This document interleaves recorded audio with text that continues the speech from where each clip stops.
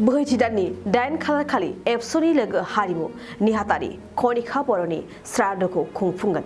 एबसुनि लोगो हारिमु नेहाथारि कनिका बर'आ थांनाय बोसोरनि 11 दिसेम्बर खालार खालि मिथिस्लाब मोनै लामानि हरखाब जाब्रबथायजों अबथिरा जिउ गोमादोंमोन आरो नखरजों लोगोसे गासै बर' माहारिखौनो गोसोआव गोथौ दुखु होलांदोंमोन।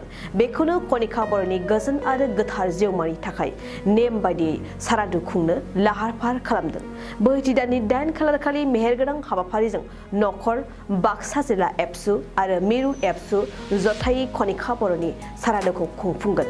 खुंफुंजानो गोनां सारादुनि लाहार फाहार खालामनाया थाद'नाय गैयालासे सोलिगासिनो।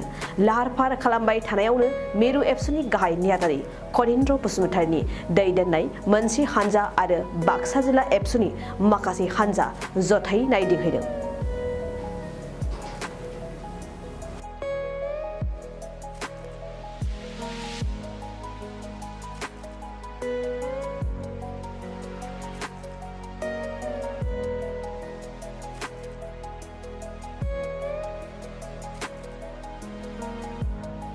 नोंथाङा सानाय सुनाय बेरामनि जेंनायाव गोग्लैदों नामा?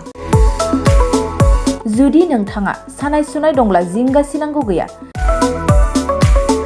चिरां जिल्लानि बेंटल गेट साफागुरियाव दायो एसआइ निउर' थेरापि सेन्टार दंसै। बे थेरापि सेन्टाराव नोंथाङा गोरलैयैनो देहानि सानाय सुनायखौ फाहामथाय लानो हागोन। बे आथिं सानायानो जाग्रोदों, ओमफ्राय जानाया एसे सिगांनिफ्रायनो जाखादों, ओमफ्राय बिदिनो गुबुन गुबुन मुलि जाबाबायदों, ओमफ्राय हामाखै।